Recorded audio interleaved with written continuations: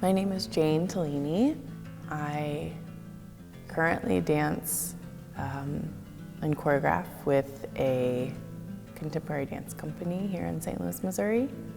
And at the same time, also study Butoh, which is a Japanese form of avant-garde dance.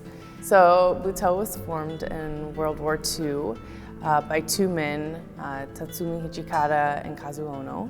And it was really born out of a necessity for deepening a conversation about Japanese culture and their identity.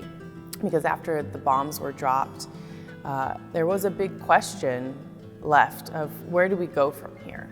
When we're faced with such grief, loss, and death, there's sort of a need to explore deeper and to find what is beyond what has been. And so I think Butoh was really born out of that necessity. The themes that these two men started to work with sort of erred on the side of like grotesqueries and taboo topics like sex and death and eroticism. And their movements were very contorted and really came from sort of a more primal or animalistic place than what was sort of being seen around the world as modern dance at the time. The way that I am sort of taking the influence of Butoh and bringing it into a more structured classroom setting is by really taking each movement and bringing it back to a purpose, to a motivation, whether that's connecting to something inside of yourself, an experience that you've had, or a storyline, a theme that we can embody and use to power our movement. To me, what I've come to learn makes a dancer great is their ability to embody the force that moves them. There's something that's really beautiful about this work because I think the more you feel from somebody's movement, the more that you can tell that that person has experienced life and they've allowed life to affect them. I think that's one of the most beautiful lessons that I've gotten out of Butoh is allowing myself to open to the experience of life, to use fear and uncertainty and sorrow and to not turn away from them, to not shun them and say, well, this isn't a pleasant experience, so I'm going to push you away. Because actually there's so much intelligence and knowledge and wisdom that lies in those spaces. And so to be able to use dance to access them and then transmute them into something else.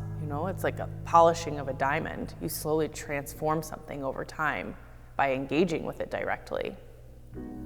Most recently, I choreographed my first professional piece of work, contemporary work. I began to start our rehearsals in various ways.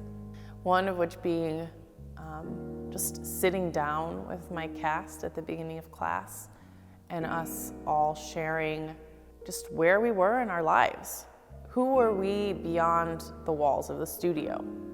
Over time, I saw that kind of opened up a dialogue that existed beyond our rehearsal space, beyond the walls of the company even.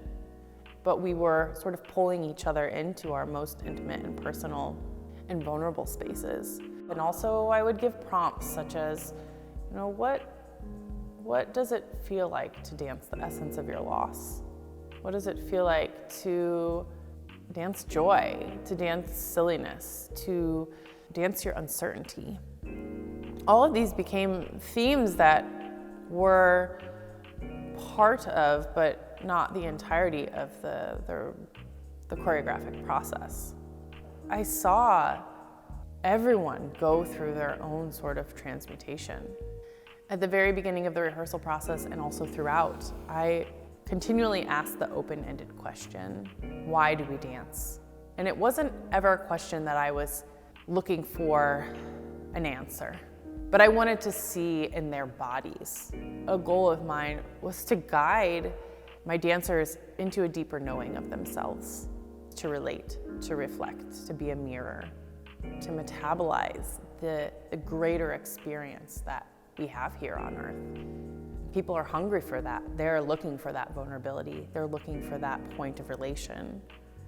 And so I see a real opportunity to bridge the world between classical dance training and Butoh and ritual dance as a way to push the art form forward and to even bring less of a separation between those two worlds. Dancers are these fine-tuned instruments, trained dancers are.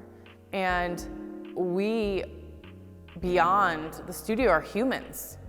And I think what makes dance truly an art form is when we use our humility and our humanity to make art, because that's the point.